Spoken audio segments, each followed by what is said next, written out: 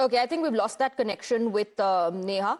I believe the press conference is going to start any time now. All the leaders there waiting for Siddaramaiah to join them before they begin the press conference. Remember, he's just handed over his resignation to Governor Secretary. He stepped down as the Chief Minister of the state of Karnataka, making way for D.K. Shivakumar to now take charge. And in those meetings, the breakfast meeting, the one-on-one meeting between Siddaramaiah and D.K. Shivakumar, the message was clear that everything seems all right as of now between the two leaders. And Siddaramaiah, abiding by what the High Command told him, has stepped down, making way for D.K. Shivakumar. We saw the smiles, we saw the hug, the embrace between both the leaders. D.K. Shivakumar taking blessings of Mr. Siddaramaiah.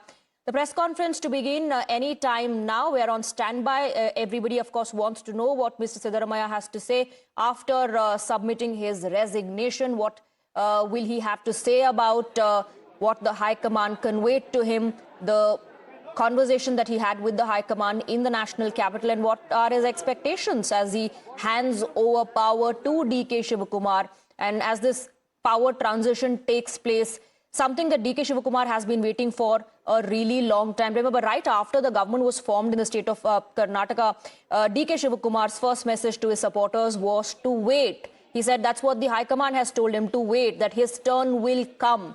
And that wait period is over now.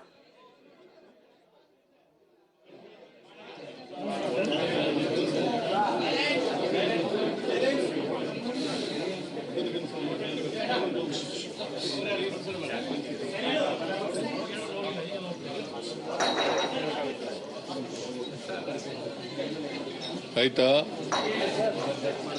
ಎಲ್ಲ settle ಆದ್ರ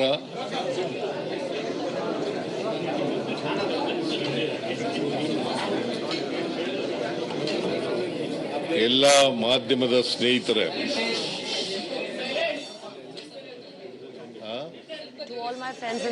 ಜೋರಾಗಿ mic ಇಲ್ವಾ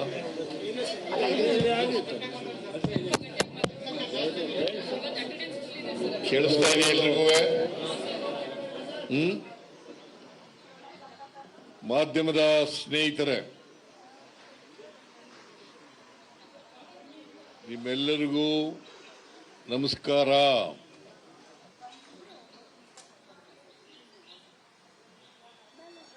A warm welcome to all my friends in the media. ಮುಖ್ಯಮಂತ್ರಿ ಸ್ಥಾನಕ್ಕೆ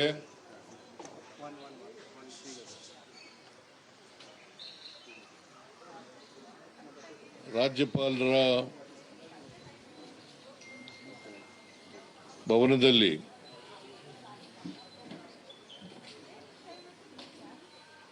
ರಾಜೀನಾಮೆಯನ್ನು ಸಲ್ಲಿಸಿದ್ದೇನೆ.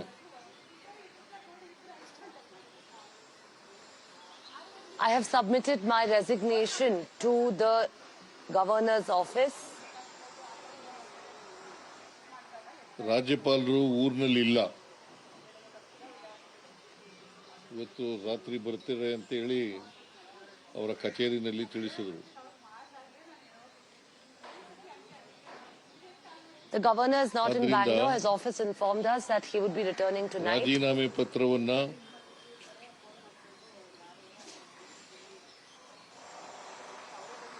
ಅವರ ಕಚೇರಿ, ಅವರ ಕಾರ್ಯದರ್ಶಿ, ಅವರ ಬಳಿ ಕೊಟ್ಟಿದ್ದೇನೆ. I have handed over the letter to the officials in the governor's office.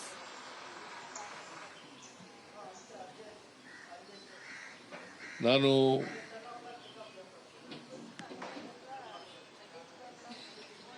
ಮೊದಲಿನಿಂದಲೂ ಹೇಳ್ತಿದ್ದೆ, ಅನೇಕ ಸಾರಿ ಹೇಳಿದ್ದೀನಿ ಮಾಧ್ಯಮದವರು ಮುಂದೆ ಮತ್ತು ಹೊರಗಡೆ,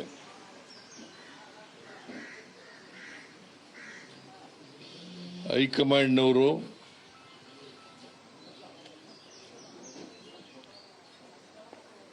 ಯಾವಾಗ ಸೂಚಿಸ್ತಾರೆ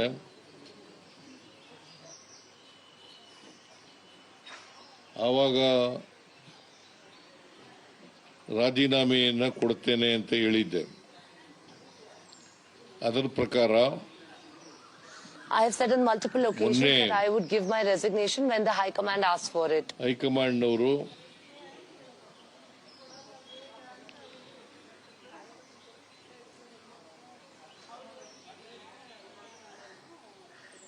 ರಾಜೀನಾಮೆ ಕೊಡಿ ಅಂತ ಹೇಳಿದ ಮೇಲೆ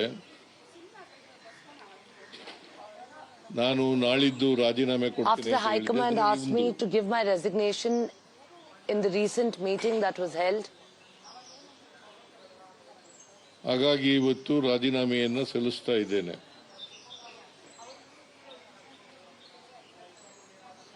that is why I am handing in my resignation today. ರಾಜ್ಯಪಾಲರು ನನ್ನ ರಾಜೀನಾಮೆ ಪತ್ರವನ್ನು ಅವರು ಬಂದ ಮೇಲೆ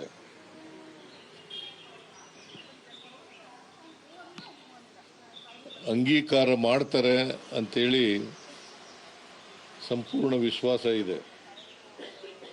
ಯಾಕಂದರೆ ಸಂವಿಧಾನದ ಪ್ರಕಾರ ಮಾಡಲೇಬೇಕು.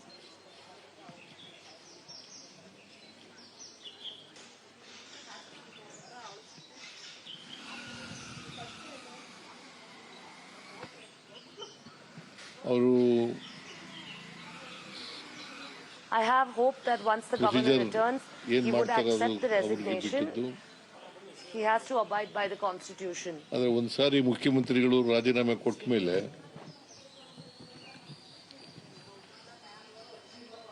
Once the chief minister submits his ಅಂಗೀಕಾರ resignation, ಮಾಡಿ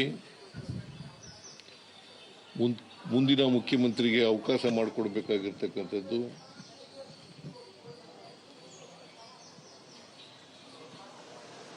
ಅವರ ಜವಾಬ್ದಾರಿ. it is the responsibility of the governor to make way for the new chief minister. ನಮ್ಮ ಪಕ್ಷ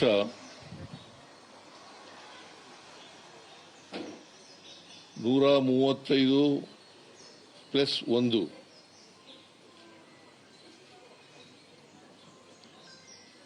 ಸ್ಥಾನಗಳನ್ನು ನಾವು ಪಡೆದಿದ್ದೇವೆ.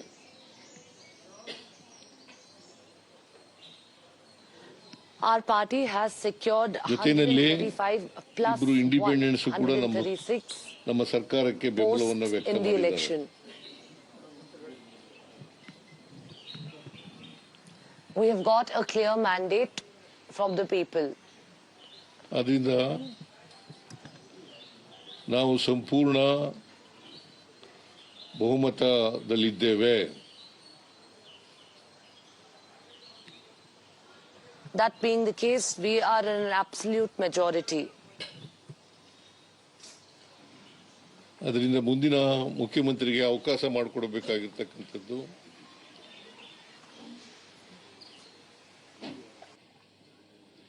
ಸಂವಿಧಾನಬದ್ಧವಾಗಿದೆ ಅಂತಕ್ಕಂಥ ಮಾತುಗಳನ್ನು ಈ ಸಂದರ್ಭದಲ್ಲಿ ಹೇಳಲಿಕ್ಕೆ ಬಯಸ್ತಾ ಇದ್ದೇನೆ.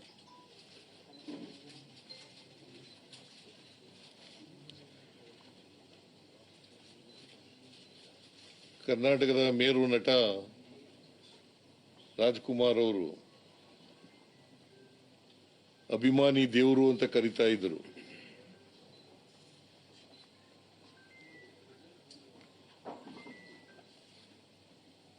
ನಾನು ರಾಜಕಾರಣಿ.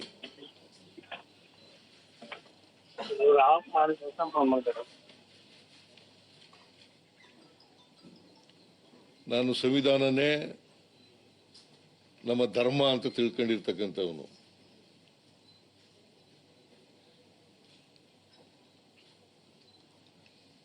ಮತದಾರರೇ ನಮ್ಮ ಅಭಿಮಾನಿ ದೇವರು.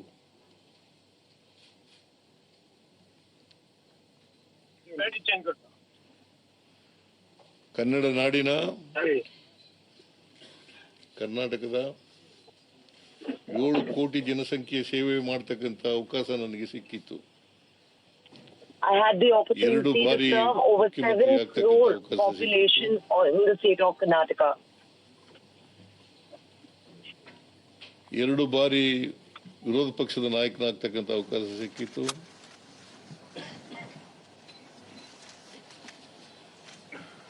ಈ ಅವಕಾಶವನ್ನು ಒದಗಿಸಿಕೊಟ್ಟಂತ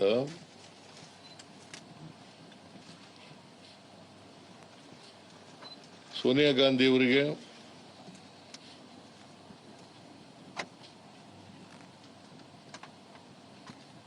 ರಾಹುಲ್ ಗಾಂಧಿ ಅವರಿಗೆ,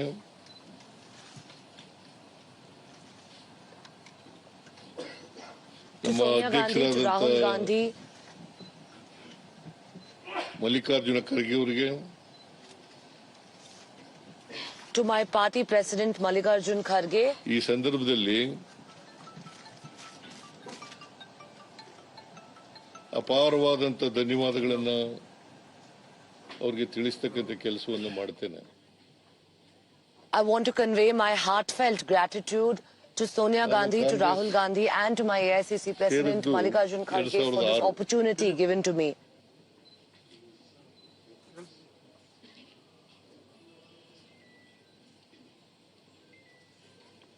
ಎರಡ್ 2006ರಿಂದ ಕಾಂಗ್ರೆಸ್ಸಿನ ಕಾರ್ಯಕರ್ತರು From the year 2006, ಎಲ್ಲ ಕಾಂಗ್ರೆಸ್ಸಿನ ಮುಖಂಡರುಗಳು, all ಶಾಸಕರು, Congress workers and leaders, Lok Sabha ಮತ್ತು ರಾಜ್ಯಸಭಾ ಸದಸ್ಯರು, members of the Lok Sabha and the Rajya Sabha, ನನಗೆ ಪ್ರೀತಿಯನ್ನ ತೋರಿಸಿದ್ದಾರೆ, ಅವಕಾಶವನ್ನ ಕಲ್ಪಿಸಿಕೊಟ್ಟಿದ್ದಾರೆ. have showered immense love on me and ensured that I ಅವರೆಲ್ಲರಿಗೂ reached ಕೂಡ the footsteps of the Vidhan Sauda.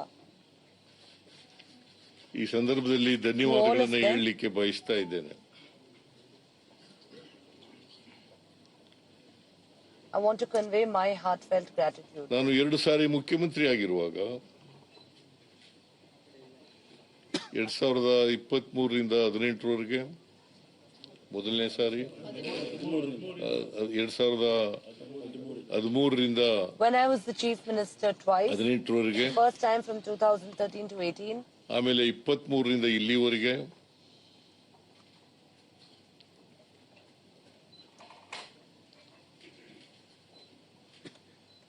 ಈ ಸಂದರ್ಭದಲ್ಲಿ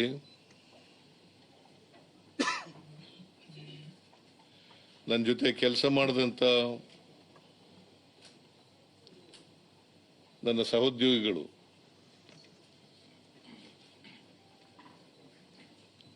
to all of my colleagues who worked with ಅವರು me ಎಲ್ಲ during this ರೀತಿಯಲ್ಲೂ ಕೂಡ tenure, ಬೆಂಬಲವನ್ನ, ಸಹಕಾರವನ್ನ, ಪ್ರೀತಿಯನ್ನ to all the support they all ನನ್ನ offered ಮೇಲೆ me, ವ್ಯಕ್ತ ಮಾಡಿದ್ದಾರೆ. and to all the love that was showered on me. ಅದಕ್ಕಾಗಿ ನಾನು ಯಾವಾಗಲೂ ಕೂಡ ಚಿರಋಣಿಯಾಗಿರ್ತೇನೆ ಅಂತಕ್ಕಂಥ ಮಾತುಗಳನ್ನ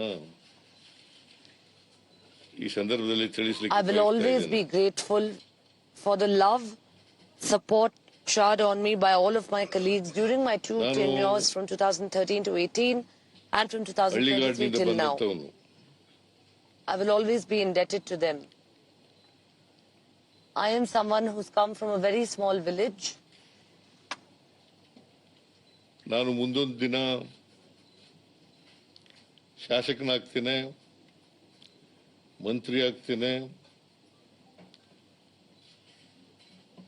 ಮುಖ್ಯಮಂತ್ರಿ ಆಗ್ತೇನೆ, ವಿರೋಧ ಪಕ್ಷದ ನಾಯಕನಾಗ್ತೇನೆ ಅಂತಕ್ಕಂಥ ಕನಸು ಕಂಡಿರಲಿಲ್ಲ.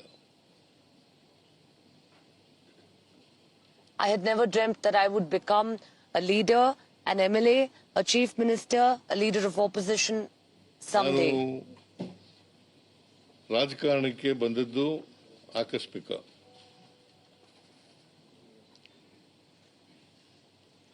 I accidentally happened to enter politics. ನಮ್ಮ ಕುಟುಂಬದವರು ಯಾರು ಕೂಡ ರಾಜಕಾರಣದಲ್ಲಿ ಇರಲಿಲ್ಲ. None of my family members ನಮ್ಮ had ever ತಂದೆ entered ತಾಯಿಗಳಾಗ್ಲಿ politics. ಅಥವಾ ಇನ್ಯಾರೇ ನಮ್ಮ ಕುಟುಂಬಕ್ಕೆ ಸಂಬಂಧಪಟ್ಟಂತವ್ರು ಯಾರು ಕೂಡ ರಾಜಕಾರಣದಲ್ಲಿ ಇರಲಿಲ್ಲ. Whether my parents or any of my relatives, none of them had entered politics.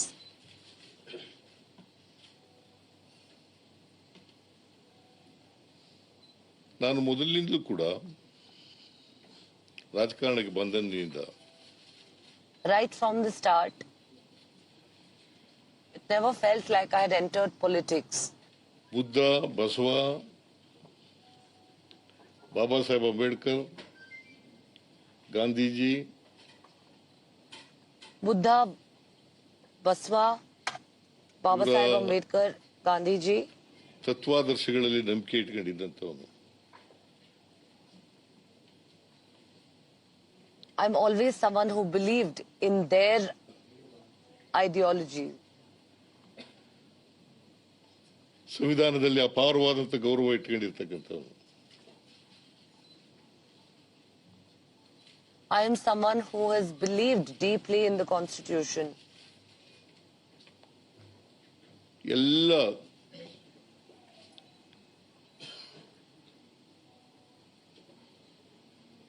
ಒಂದು ಕುಟುಂಬವಾಗಿ ಬಾಳ್ಬೇಕು ಅಂತಕ್ಕಂಥದ್ರಲ್ಲಿ ನಂಬಿಕೆ ಇಟ್ಕೊಂಡಿರ್ತಕ್ಕಂಥವ್ರು. ಯಾವುದೇ ಜಾತಿ ಮತ ಧರ್ಮ ಇಲ್ಲೇ ಇರ್ತಕ್ಕಂಥ ನಾವೆಲ್ಲರೂ ಕೂಡ ಒಂದು ಕುಟುಂಬವಾಗಿ ಬಾಳ್ಬೇಕು ಅಂತಕ್ಕಂಥದ್ದು ನಂಬಿಕೆ ಇಟ್ಕೊಂಡಿರ್ತಕ್ಕಂಥವ್ರು. ಮತ್ತೆ ಆರ್ಥಿಕವಾಗಿ ಸಾಮಾಜಿಕವಾಗಿ I had always believed in the idea of one family and all of us working together. ಅಧಿಕಾರ ಎಲ್ರಿಗೂ ಸಮಾನವಾಗಿ ಹಂಚಿಕೆ ಆಗಬೇಕು ಅಂತಕ್ಕಂಥದ್ರಲ್ಲಿ ನಂಬಿಕೆ ಇಟ್ಕೊಂಡಿರ್ತಕ್ಕಂಥ.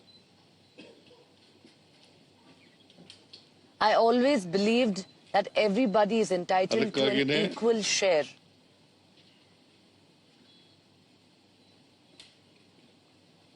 ಬುದ್ಧನ ವಿಚಾರ,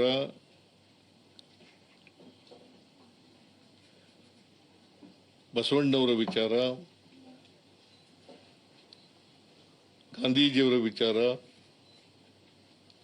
I always believed in equal distribution of wealth and resources, and which is why I believed in the principles of Buddha, Baswa, Baba Sahib and others. ಆದರ್ಶಪ್ರಾಯ.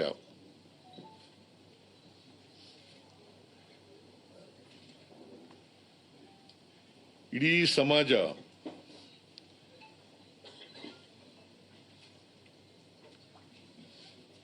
Kuvempu ಅವರು ಹೇಳಿದಂತೆ ಸರ್ವ ಜನಾಂಗದ ಶಾಂತಿಯ ತೋಟ ಆಗಬೇಕು ಅನ್ನೋದ್ರಲ್ಲಿ ನಂಬಿಕೆ ಇಟ್ಕೊಂಡು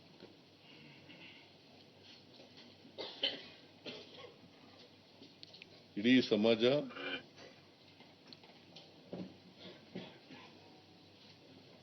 ಸಮಾನತೆಯ ಸಮಾಜ ನಿರ್ಮಾಣ ಆಗಬೇಕು, ಸಮಾನ ಅವಕಾಶಗಳು ಎಲ್ರಿಗೂ ಸಿಗಬೇಕು,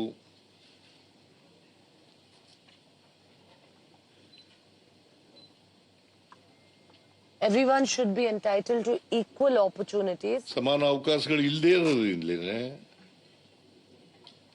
ನಮ್ಮ ಸಮಾಜದಲ್ಲಿ ನಾವು ಅಸಮಾನತೆಯನ್ನು ನೋಡಲಿಕ್ಕೆ ಸಾಧ್ಯ ಆಗಿರ್ತಕ್ಕಂಥದ್ದು.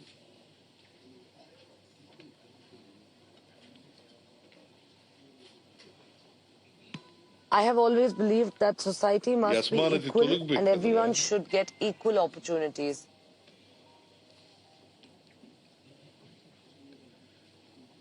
ಎಲ್ಲರಿಗೂ ಸಮಾನತೆಯ ಅವಕಾಶ ಸಿಕ್ಕಲೇಬೇಕು.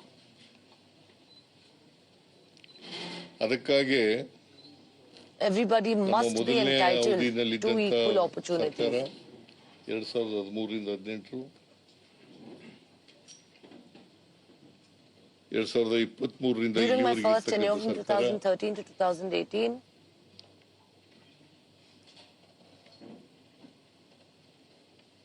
during my tenure from 2023 ಸಮಾನ to ಅವಕಾಶಗಳು now, ಸಮಾನತೆ ಬರಲಿಕ್ಕೆ ಪ್ರಯತ್ನಗಳನ್ನು ಮಾಡಿದ್ದೇವೆ. ಮತ್ತೆ ನಾವು ಏನು I have made ಮ್ಯಾನಿಫೆಸ್ಟೋನಲ್ಲಿ ample ಹೇಳಿದ್ದು efforts to bring in equality in all opportunities. ಆ ಮ್ಯಾನಿಫೆಸ್ಟೋನಲ್ಲಿ ಹೇಳಿರ್ತಕ್ಕಂಥ ಭರವಸೆಗಳು ಅವುಗಳನ್ನ ಜಾರಿ ಮಾಡತಕ್ಕಂಥ ಪ್ರಾಮಾಣಿಕ All the ಪ್ರಯತ್ನವನ್ನು promises ಮಾಡಿದ್ದೇವೆ. that we had made in the manifesto, I have put in my best effort to ensure that we have lived up to all the promises made in our manifesto.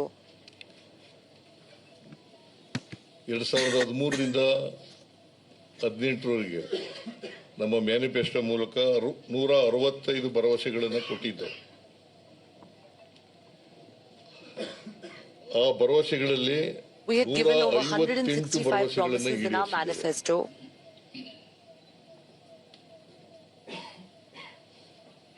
We have already fulfilled 158 of those promises. ಆಮೇಲೆ 2023 manifesto ಮೂಲಕ doctor Parameshwar ಅಧ್ಯಕ್ಷರಾಗಿದ್ದರು, manifesto committee ಅಧ್ಯಕ್ಷರಾಗಿದ್ದರು. Through the manifesto in 2023, when Dr. G. Parmeshwara was the 550ಕ್ಕೂ ಹೆಚ್ಚು ಭರವಸೆಗಳನ್ನು ಕೊಟ್ಟಿದ್ದರು. ಅವುಗಳಲ್ಲಿ ಇಲ್ಲಿವರೆಗೆ ಸುಮಾರು 300 ಭರವಸೆಗಳನ್ನು ಈಡೇರಿಸಿದ್ದೀವಿ. ಸುಮಾರು 300 ಭರವಸೆಗಳನ್ನು ಈಡೇರಿಸಿದ್ದೀವಿ.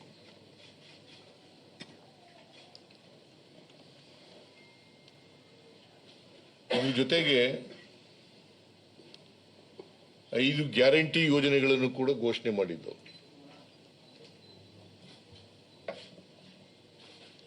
We announced 5 guarantees as well in this tenure of ಈ mine, 5 guarantee along with all of the ಯೋಜನೆಗಳನ್ನು other ಕೂಡ promises that we had made in the manifesto. ಮೊದಲನೇ ವರ್ಷವೇ ಈಡೇರಿಸಿದ್ದೀವಿ. ಇಲ್ಲಿವರೆಗೆ ಸುಮಾರು 1,40,000 ಕೋಟಿಗೂ ಹೆಚ್ಚು ಹಣವನ್ನು ಈ ಗ್ಯಾರಂಟಿ ಯೋಜನೆಗಳಿಗೆ ಖರ್ಚು ಮಾಡಿದ್ದೀವಿ. ನಾನು ಯಾಕೆ ಇವನ್ನೆಲ್ಲ ಪ್ರಸ್ತಾಪ ಮಾಡ್ತಾ ಇದ್ದೀನಿ ಅಂತಂದ್ರೆ, ನಾವು ಜನತೆಗೆ ಕೊಟ್ಟಂತ Why I'm presenting all of this now is because ಕೊಟ್ಟಂತ the promises that we had made to the people, ವಚನವನ್ನ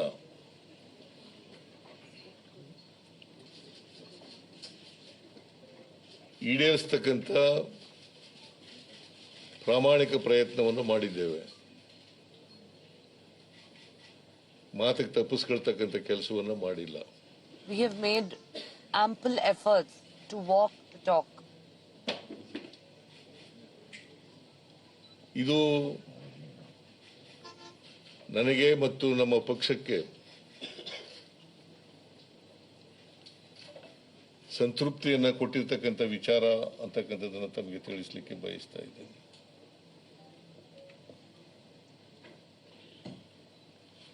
ನಮ್ಮ ಮೇಲೆ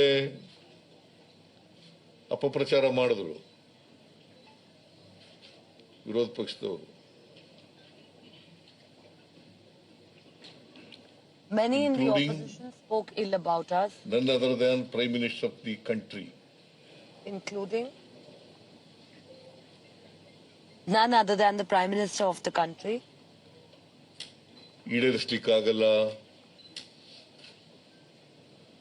ರಾಜ್ಯ ಆರ್ಥಿಕವಾಗಿ ದಿವಾಳಿ ಆಗ್ಬಿಡ್ತದೆ, They criticized us, ಖಜಾನೆ saying we ಖಾಲಿ would not be ಆಗ್ಬಿಡ್ತದೆ, able to fulfill the promises. ಅಭಿವೃದ್ಧಿ ಕೆಲಸಗಳಿಗೆ ದುಡ್ಡಿರಲ್ಲ They said ಅಂತೇಳಿ that our story and our ಇವತ್ತು ಈ chapters guarantee would come to an end, ಯೋಜನೆಗಳನ್ನ that there would be no money ಜಾರಿ for ಮಾಡಿದ ಮೇಲೆ development. ಕರ್ನಾಟಕ ಇಡೀ ದೇಶದಲ್ಲೇ After we brought in the guarantee schemes today,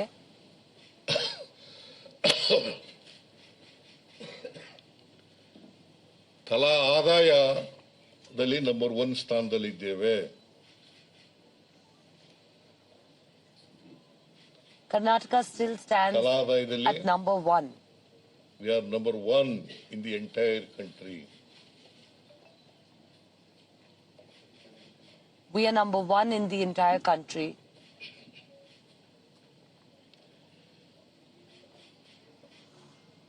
GST collection ನಲ್ಲಿ we are number 2 in the entire country. Maharashtra is number 1. We are number 2 in the entire country as far as Karnataka GST is collection number is 2. concerned. 26-27 ಆರ್ಥಿಕ ವರ್ಷದಲ್ಲಿ ಇಡೀ ದೇಶದ GSDP 7.4 ಇದ್ರೆ ಕರ್ನಾಟಕ 8.1 ರಷ್ಟಿದೆ.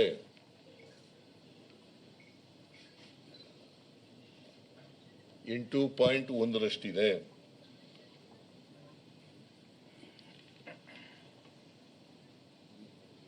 ಸಿದ್ದರಾಮಯ್ಯನವರು ಮುಖ್ಯಮಂತ್ರಿಯಾಗಿ ಹಣಕಾಸಿನ ಮಂತ್ರಿಯಾಗಿ ಈ ರಾಜ್ಯದ ಮೇಲೆ ಸಾಲ When Siddaramaiah was the chief minister, he was also the finance minister. ಇದು ಸುಳ್ಳು. There were many allegations that were made that all turned out to be ಸುಳ್ಳು false. ಆರೋಪ, ರಾಜಕಾರಣಕ್ಕೋಸ್ಕರ ಮಾಡತಕ್ಕಂಥ ಆರೋಪ.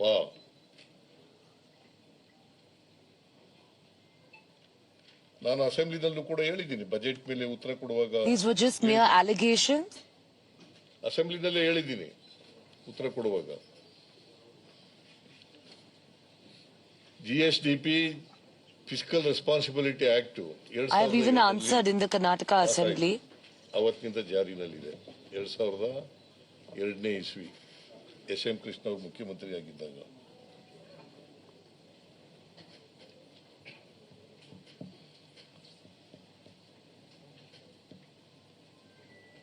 ಮೂರು ಮಾನದಂಡಗಳನ್ನು ಹೇಳ್ತಾರೆ ಅಲ್ಲಿ. ಒಂದು ಫಿಸ್ಕಲ್ ಡಿಫಿಸಿಟ್ 3% ಒಳಗಡೆ ಇರಬೇಕು. One was about fiscal deficit. ಒಂದು ರಾಜ್ಯದ ಆರ್ಥಿಕ ಪರಿಸ್ಥಿತಿ ಸದೃಢವಾಗಿದೆ ಅಂತ. One was the financial state of Karnataka. ಹೇಳ್ತದೆ fiscal responsibility act 2002.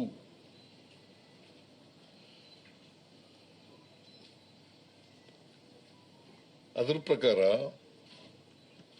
One was the Fiscal ನಮ್ಮ Responsibility Act of fiscal 2002. Deficit 3% ಒಳಗಡೆ ಇರಬೇಕು.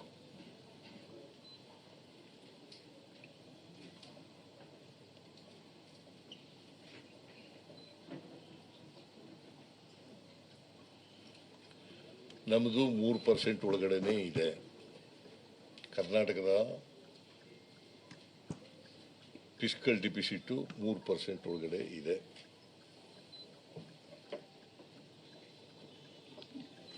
$2.95.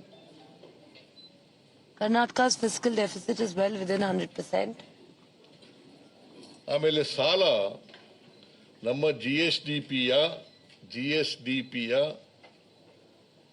25% ಒಳಗಡೆನೆ ಇರಬೇಕು.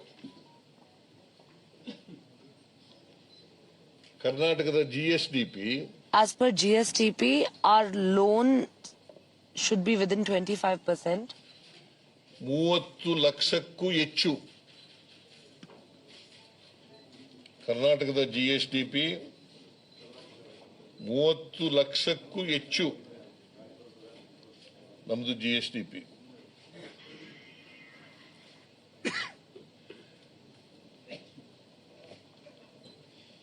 ಕರ್ನಾಟಕದ ಸಾಲ 25.94 ಅಂದ್ರೆ 3% ಒಳಗಡೆನೆ ಇದೆ. 25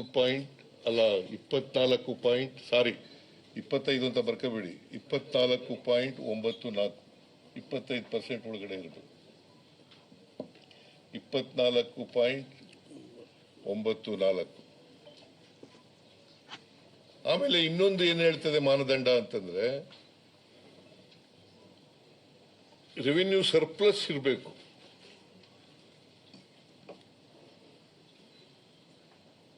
ನಾವು There is another aspect of this, that there has to be revenue surplus. Surplus ನಲ್ಲಿ ಇಲ್ಲ. However, ಈ we ವರ್ಷ are in revenue deficit, not ಯಾಕಂತಂದ್ರೆ revenue surplus. ಹಿಂದೆ ಇದ್ದಂತ ಬಿಜೆಪಿ ಸರ್ಕಾರ This is because of the previous BJP government.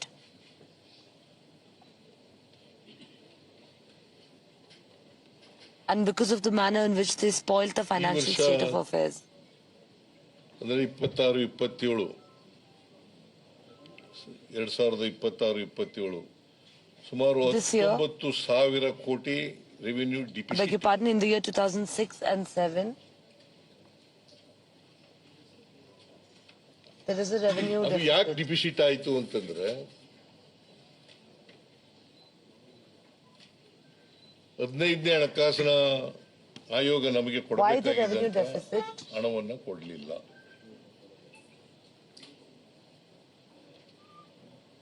ಹದಿನೈದನೇ ಹಣಕಾಸಿನ ಆಯೋಗ ಏನ್ ಶಿಫಾರಸು We never got the funds that were due to us as per the 7th Finance Commission.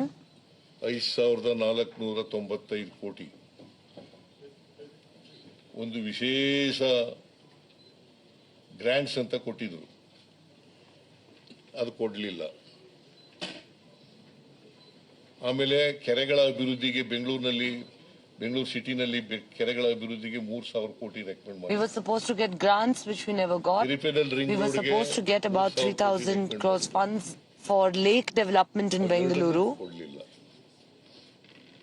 ಒಟ್ಟು 11,495 ಕೋಟಿ ಕೊಡಲಿಲ್ಲ. ಅದ್ರ ಜೊತೆಗೆ ಅಪ್ಪರ್ ಭದ್ರಾಕ್ಕೆ ಬಜೆಟ್ನಲ್ಲಿ ಹೇಳಿದ್ದದು ಶ್ರೀಮತಿ ನಿರ್ಮಲಾ ಸೀತಾರಾಮನ್ ಬಜೆಟ್ನಲ್ಲಿ ಘೋಷಣೆ ಮಾಡಿದ್ದದು ಅವ್ರ budget ಸ್ಪೀಚ್ನಲ್ಲಿ 2000 Finance Minister Shri Nirmala Sitharaman had announced these funds for the state in her budget. ಪರ್ಭದ್ರಾ ಪ್ರಾಜೆಕ್ಟ್ಗೆ 5,300 ಕೋಟಿ ಕೊಡ್ತೀನಿ. 5,300 ಕೋಟಿ ಕೊಡ್ತೀವಿ. She had said 5,300 crores would be granted for the Upper Bhadra project.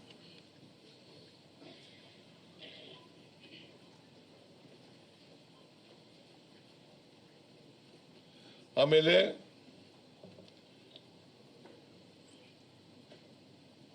Following this, ನಮಗೆ GST ಜಾರಿ ಬಂದದ್ರಿಂದ ನಮಗೆ ಪರಿಹಾರ ಕೊಡ್ತಾ ಇದ್ರು. ಪರಿಹಾರನ ನಿಲ್ಲಿಸ್ಬಿಟ್ರು. ಎಷ್ಟು ನಷ್ಟ ಆಗ್ತದೆ ಅಷ್ಟನ್ನು ತುಂಬಿಕೊಡ್ತೀವಿ ಅಂತ ಹೇಳಿದ್ರು. they stopped all of the GST compensation that the state used to receive. ಆಮೇಲೆ JJM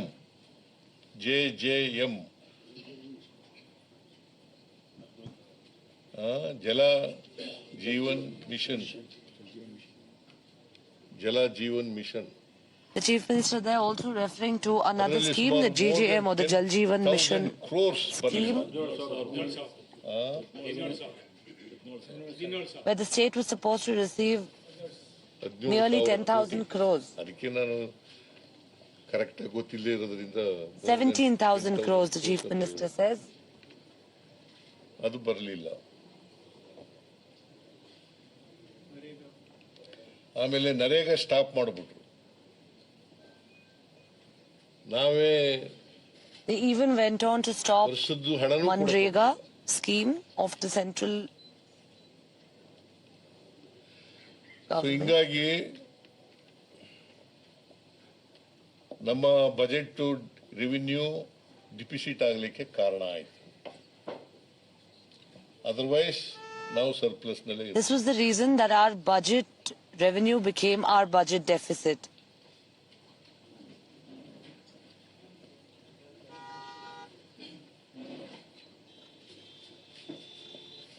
ಇವತ್ತು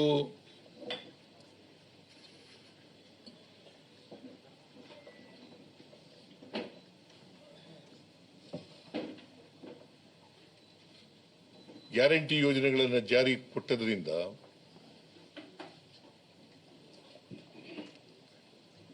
Today, because of the guarantee schemes being announced for the people in the state, ಕೊಂಡ್ಕೊಳ್ತಕ್ಕಂಥ ಶಕ್ತಿ ಜಾಸ್ತಿ ಆಗಿದೆ. our purchasing power has also gone up ನೀವೆಲ್ಲ drastically. ನೋಡಿರ್ಬೇಕು ಅಂತ ಅನ್ಕೊಂಡಿದ್ದೀನಿ ನಾನು. ಹೆಣ್ಮಕ್ಳು ಹೇಳೋದು, ಬೇರೆಯವ್ರು ಹೇಳೋದು ಎಲ್ಲ ನಂಬ್ಕೊಂಡಿದ್ದೀನಿ ನಾನು. Purchasing power I do believe that you all have ಕನ್ನಡದಲ್ಲಿ ಹೇಳಿದೆ seen ನಾನು. what has been published.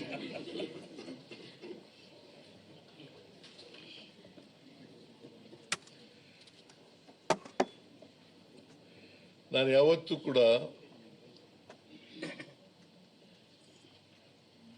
ಅಧಿಕಾರದ ಹಿಂದೆ ಹಣದ ಹಿಂದೆ ಓದವನಲ್ಲ. I'm never somebody ಆಸ್ತಿ ಪಾಸ್ತಿ ಮಾಡ್ಕೋಬೇಕು chased ಅಂತ after ಯೋಚ್ನೆ power. ಮಾಡಿರ್ಲಿಲ್ಲ. or after money. I'm never somebody who has thought of establishing a lot of property as well. ಮತದಾರ ದೇವರುಗಳು ಯಾವಾಗ ಅಧಿಕಾರ ಕೊಟ್ಟಿದ್ದಾರೆ ಅವು ಎಲ್ಲರೂ ಕೂಡ ಯಾವಾಗ ಮಾಡಿದ್ದಾರೆ. ನಾನು The changeover has finally happened. DK Shivakumar is going to be the next Chief Minister of Karnataka. Siddaramaiah has resigned after 3 years of being at the helm and after at least 6 months of intense speculation. When is he going to step down? Today, at 2:30 p.m. is when that has happened. And right now you heard him listing his long list of achievements, almost presenting like a report card of what he has done, and perhaps also telling the man sitting next to him, DK Shivakumar, these are the standards that you have to live up to. We'll keep tracking developments. What next for Siddaramaiah? What next for the state cabinet? And what next for the Congress party? Stay tuned.